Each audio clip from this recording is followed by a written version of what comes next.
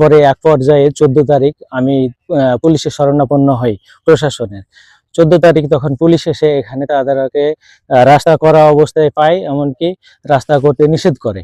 তারপরও ওরা আমাকে নানানভাবে হুমকি দেয়। এই যে পানি যাওয়ার ড্রেনের পাইপ ওরা রেখে দিয়েছে। আমি বলছি, কেন রেখে দিয়েছো? বলতেছে যে আমরা এখানে রাস্তা করব, আমরা সাধারণ মানুষ ভদ্রভাবে জীবনযাপন করতে চাই, কিন্তু তারা যে আচরণ করছে তাতে আমার জমিতে আসা খুব প্রাণনাশের হুমকি দিচ্ছে। এদিকে অভিযোগ উঠেছে একই রাস্তাটির পাশের জমির মালিক মমিনুল ইসলাম ও আব্দুর রাকিবের জমির উপর দিয়েও নির্মাণ করা হচ্ছে। তারা জানান তাদের কোনো প্রকার সম্মতি ছাড়াই জমির উপর দিয়ে রাস্তা করার চেষ্টা চলছে। আমরা একটা সমাধান করে নিতে পারি। আর আমি আমার জমি, পৈতৃক জমি, আমার চাষের জমি আমি ফিরে চাচ্ছি। এটা আমার জবরদখল হয়ে গেছে। আমি তো হুমকি, যারা অধিবাসী আছে তারা এই জমির উপর দিয়ে মাটি উঠিয়ে আমাদেরকে ভয় প্রদর্শন করছে।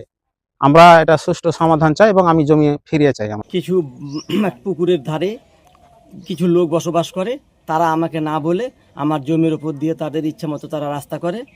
আমার জমি যিনি করেন তিনি আমাকে পরবর্তীতে ডাক দেন, ডাকার পর আমি ওখানে গেলাম, দেখলাম, দেখার পর দেখি আমার জমির একটা বিশাল ক্ষতি। সুতরাং আমি রাস্তা তাদেরকে দিতে চাইনি, তারা রাস্তা এখন জোর করে নিবে, কিছু লোকজনকে নিয়ে এসে তারা জোর করে রাস্তার করে। আমি ওটা বাধা দিতে গেলে অনেক কথা হয় ওখানে। এখন আমি প্রশাসনের দৃষ্টি আকর্ষণ করছি, আমার জমির উপর দিয়ে যে রাস্তা, এই রাস্তাটা যেন না হয়, এই জন্য প্রয়োজনীয় ব্যবস্থা গ্রহণ করার জন্য প্রশাসনের সদয় সম্মতি চাচ্ছি। বিষয়টি পার্বতীপুর ইউনিয়ন পরিষদের চেয়ারম্যানকে অবহিত করা হলে তিনি সরজমিনের ঘটনাস্থল পরিদর্শন করে সমাধানের চেষ্টা করেন।